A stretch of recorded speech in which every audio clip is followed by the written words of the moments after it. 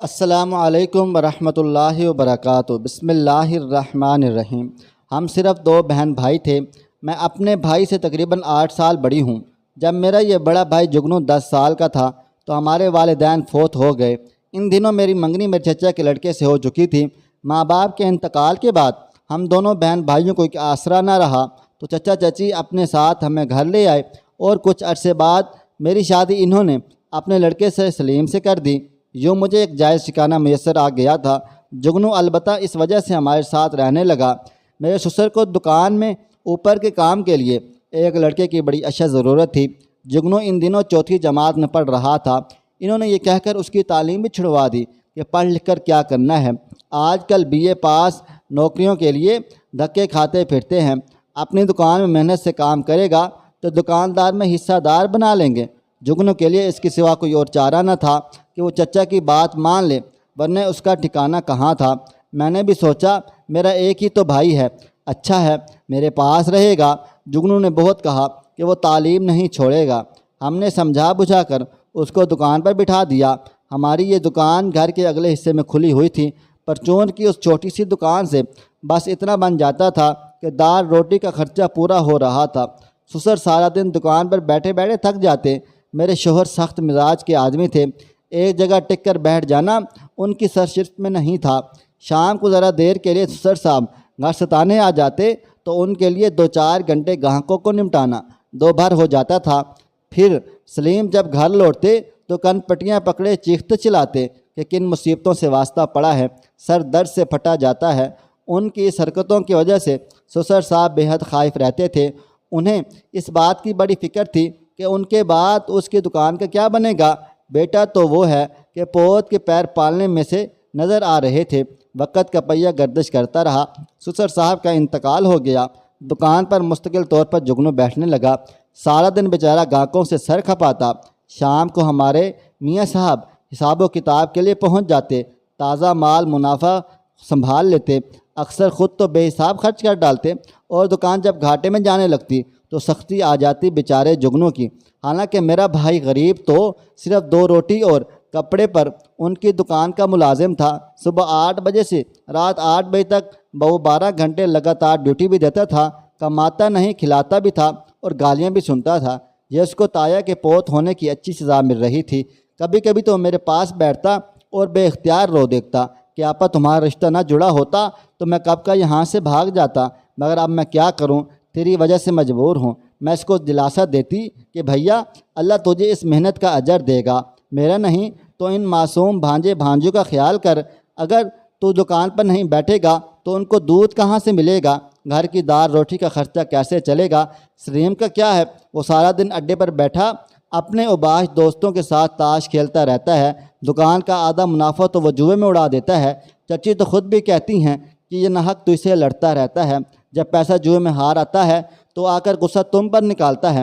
ہم سب ہی یہ بات سمجھتے ہیں، بھیا اب نکھٹو سے پالا جو پڑ گیا ہے، اس توق کو گلے سے اتار تو نہیں سکتے نا۔ میری ان باتوں سے جگنو نرم پڑ جاتا اور پھر کولوں کے بیل کی طرح غم روزگار کی چکی میں جت جاتا۔ پر ظلم کی بھی آخر ایک حد ہوتی ہے۔ آخر کب تک کوئی کسی کے لیے اپنے آپ کو مار سکتا ہے۔ جب اچھائی اور دیانتداری کے صلے میں گلے میں جوتوں کے ہار پڑنے لگ جائیں تو کب کوئی تک نیکی کرے اور دریا میں بہاتا رہے۔ ایک روز سلیم جگنو سے پھر الجھ پڑا اور کہنے لگا، ہماری دکان تم نے بٹھا دی، نہ جانے منافع کدھر جا رہا ہے۔ سارا دن دکان پر بیٹھتے ہو، ہاتھی کے دانت دکھانے کے اور کھانے کے اور اگر نہیں چلتی تو کیا سارا دن مکھیاں مارتے ہو۔ جس قدر ہیرا پھیری کی ہے سب نکالو ورنہ تھانے میں لے جا کر بند کرا دوں گا۔ یہی نہیں، میرے شوہر نے میرے چھوٹے بھائی پر گالوں کے ساتھ ساتھ ہاتھ بھی اٹھا دیا، اس روز حد کر دی۔ انہوں نے جگنو روتا ہوا میرے پاس آیا، بولا آپا دیکھا تم نے، اس بھائی صاحب کو 8 سال کی میری محنت، شب و روز کی محنت کا یہ ثمر ملا ہے۔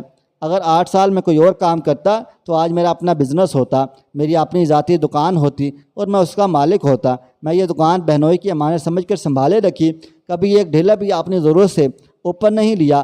ملازمت رکھے تو اس کو تنخواہ دیتے، حصہ دار بنا ٹھاتے تو آدھا حصہ دینا پڑتا، اور مجھے کیا ملا سوائے اس کے کہ میں بے ایمان چور لٹیرا ٹھہرا۔ اللہ کے واسطے آپا اپنی دکان سنبھالیے، اب مجھے تھوڑ دیجیے، یہ تو روز کا رونا تھا، مگر اس روز اپنے بھائیوں کو یوں ہچکیوں سے روتا نہ دیکھ سکی۔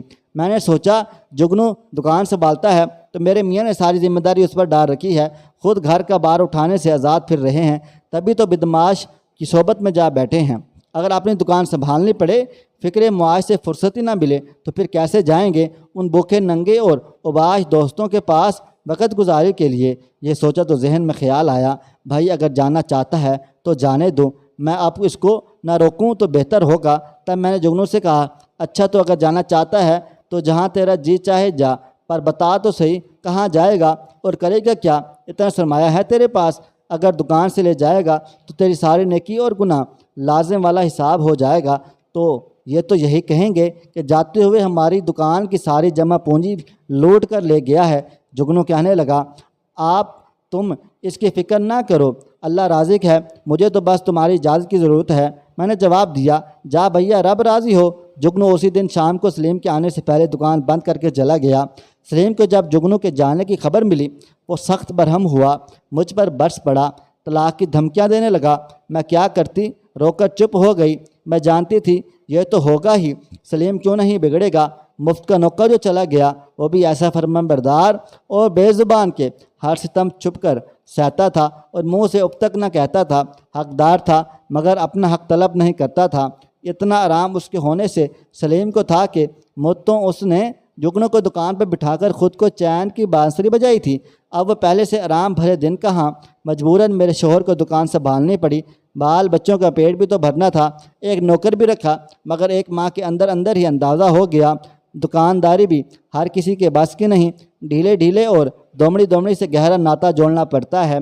خوش اخلاقی اور جی حضوری علیحدہ گاہک کو پیار کے چند میٹھے بولوں اور ہنسی سے باندھ کر رکھنا بھی ایک فن ہے۔ ادھر سلیم کا مزاج ایسا کہ بات پر غصہ آ جاتا، چڑچڑی طبیعت شخصیت کا خاصا بن جائے تو خوش اخلاقی کا کھول چڑھانے سے کتنا دم گھٹتا ہے، یہ تو صرف وہی جان سکتا ہے جس کو کاروباری تقاضوں کی خاطر ایسا کرنا پڑتا ہو۔ 2 ماہ بعد سلیم اس سخت جانے کی تاب نہ لا سکا اور اس نے جگنو کی تلاش شروع کر دی کہ کسی طرح اس کو منا کر واپس لے آئے۔ سلیم اب کہتا تھا، مجھے جگنو کی ایمانداری اور محنت کشی کا اندازہ ہو چکا ہے، اب وہ ایک بار مل جائے تو گلے لگا لوں۔ ادھر جگنو چند روز تو شہر میں غم روزگار کے لیے بھٹکتا پھرا، پھر ایک دوست نے اس کو ایک ٹانگا گھوڑا دلوا دیا۔ تھوڑی سی مشق کے بعد جگنو کوچوان بن گیا۔ اس بات کی خبر سلیم کو ہوئی، وہ بہت جذباتی ہوا، مجھ پر خوب چلاتا کہ تمہارا بھائی کوچوانے کر رہا ہے، ہم اعلیٰ خاندان نہیں صحیح، شہر میں تھوڑی سی عزت تو ہے۔ اس نے ٹانگا گھوڑا ہانک کر خاک میں ملا دی۔ جب لوگ مجھے کہتے ہیں تمہارا سالہ کوچوان ہے تو میں شرم سے زمین میں گڑ جاتا ہوں۔ مینو سچ کہتا ہوں، اپنے بھائی کو بلا کر سمجھا دو، اگر اس نے یہ کوچوانی نہ چھوڑی تو میں کسی دن غصے میں آ کر اس کو شوٹ ہی کر ڈالوں گا یا پھر خود گلے میں پھندا لگا لوں گا۔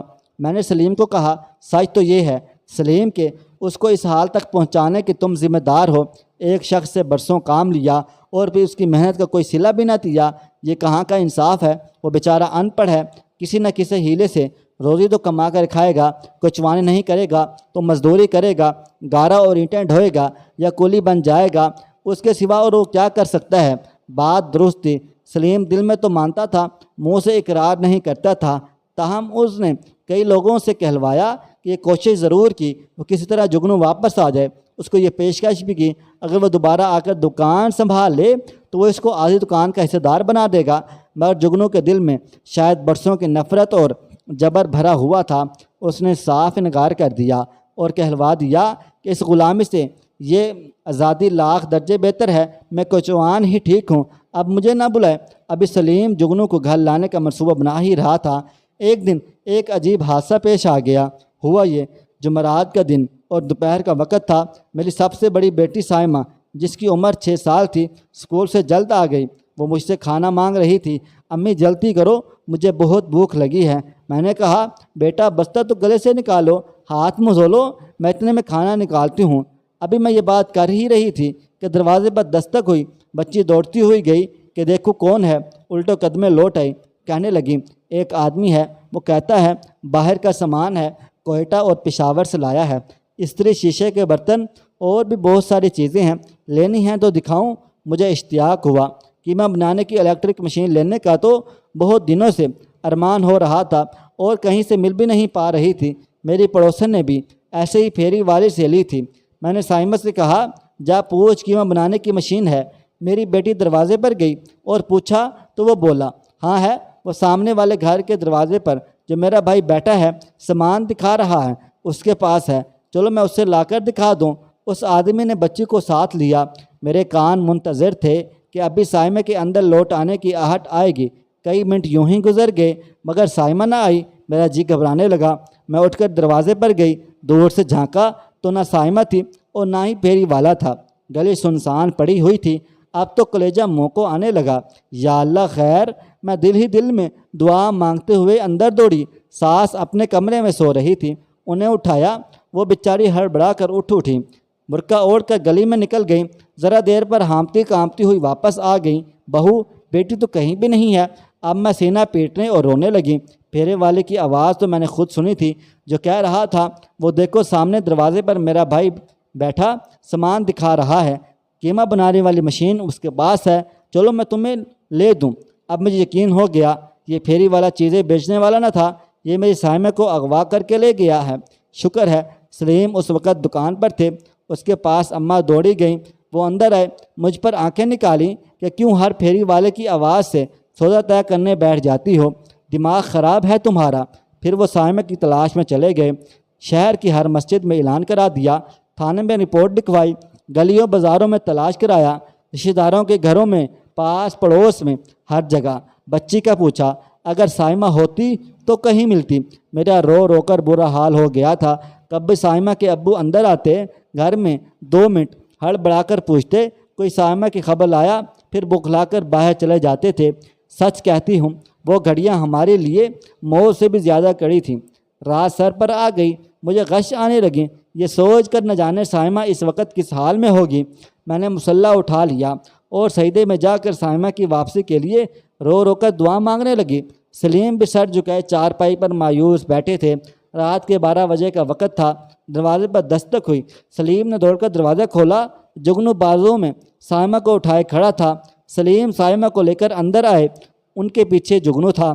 کہنے لگا اللہ نے معجزہ دکھایا، آج آخری گاڑی چمن کوئٹہ جانی تھی، 9 بجے کا وقت تھا مگر 2 گھنٹے لیٹ تھی۔ 2 پٹھان ایک بچی کو لیے اسٹیشن پر بیٹھے تھے۔ میں گاڑی کے انتظار میں اسٹیشن پر ٹانگے کے لیے کھڑا تھا۔ ریل کے لیٹ ہو جانے سے نیند ستانے لگی تو چائے پینے کے لیے کینٹین پر آیا۔ وہ دونوں پٹھان فرش پر بیٹھے تھے، بچی ان کے درمیان لیٹی ہوئی تھی اور ان کو انہوں نے اچھی طرح چادر میں لپیٹ کر رکھا ہوا تھا۔ اچانک یہ رونے لگی۔ اس کے رونے کی آواز پر میں متوجہ ہوا۔ پٹھان مجھے اپنے قریب کھڑا دیکھ کر گھبرا گئے۔ میں نے ایسے ہی پوچھ لیا، لالا بچی کیوں رو رہی ہے؟ میری آواز سنتے ہی سائمہ نے چادر کی بکل سے منہ نکال کر مجھے دیکھا اور دوڑ کر مجھ سے لپٹ گئی۔ ماموں مجھے گھر لے چلو، یہ مجھے پکڑ کر لے جا رہے ہیں۔ میں نے سائمہ کو اٹھا کر کلیجے سے لگا لیا اور وہ دونوں بھاگ گئے، مگر انہیں تو لوگوں نے پکڑ لیا۔ پہلے ہم تھانے گئے، سائمہ کو انہوں نے کچھ نشے آور چیزیں کھلا دی تھیں، یہ ابھی تک غنودگی کے عالم میں ہے اور اب میں اسے لے آیا ہوں۔ دیکھا آبا تم نے، آج میری کچوانے کتنی کام آئی، ورنہ یہ تیری بچی تو گئی تھی ہمیشہ کے لیے۔ سلیم نے جگنو کو گلے سے لگا لیا، بولے جگنو تیرے سب احسانوں میں یہ احسان تو سب سے بہت بڑا ہے، اتنا بڑا کہ میں اپنی جان کی قیمت دے کر بھی اس کا بدلہ نہیں چکا سکتا۔ دوستو بے شک بھائی بہنوں کے لیے قربانیاں دیتے ہیں اور بہنیں بھی اپنے بھائیوں سے بے حد پیار کرتی ہیں، لیکن آئے روز ہمیں اخبارات اور میڈیا پر ایسی خبریں دیکھنے کو ملتی ہیں کہ بچے اغوا ہو گئے یا کوئی لڑکی اغوا ہو گئی ہے، تو خدارا بچوں کو اکیلے باہر نہ نکلنے دیا کریں۔ میں نے آج ایک ایسی ویڈیو دیکھی جس میں 8-10 سال کی بچی کو ایک شخص کچھ پوچھنے کے بہانے اپنے پاس بلاتا ہے اور اس کو زبردستی موٹر سائیکل پر بٹھانے کی کوشش کرتا ہے، لیکن وہ بچی بھاگ جاتی ہے۔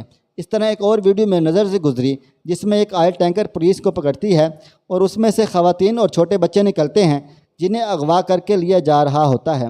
تو میری آپ سب سے گزارش ہے کہ اپنے بچوں کو اکیلے باہر نہ جانے دیں، انہیں سمجھائیں، اگر کوئی اجنبی پاس بلائے تو نہ جائیں بلکہ شور مچا کر لوگوں کو آگاہ کر دیں۔ دوستو بے شک موت برحق ہے اور ہر کسی نے مرنا ہے۔ اگر آپ کا بچہ اس دنیا سے چلا جاتا ہے تو اللہ تعالیٰ صبر دے دیتا ہے، لیکن اگر ایسے اغوا ہو جاتے ہیں تو صبر بھی نہیں آتا کہ جانے کس حال میں ہوگا۔ توبہ توبہ۔ سوچ کر بھی رونگٹے کھڑے ہو جاتے ہیں اور آنسو نہیں رک پاتے، سوچ کر بھی، اور جن کے لخت جگر ایسی کیسی مصیبت میں ہوں تو ان پر کیا گزرتی ہوگی۔ کیا آپ کی نظر سے وہ ویڈیو گزری ہے یا کوئی ایسا واقعہ جو آپ کے کسی رشتہ دار یا کسی ہمسائے کے ساتھ پیش آیا ہو تو آپ کمنٹ باکس میں ضرور بتائیں۔ دوستو، ویڈیو پسند آئی ہے اس ویڈیو کو لائک کریں، شیئر کریں۔ اگر آپ نے ابھی تک میرا چینل سبسکرائب نہیں کیا تو ابھی سبسکرائب کر لیں، ساتھ میں بیل آئیکن کو بھی ضرور پریس کر لیجئے گا تاکہ نئی اپلوڈ ہونے والی ہماری ویڈیوز کا نوٹیفیکیشن آپ کو بروقت ملتا رہے۔ مجھے اگلی ویڈیو تک اجازت دیں۔ اللہ حافظ۔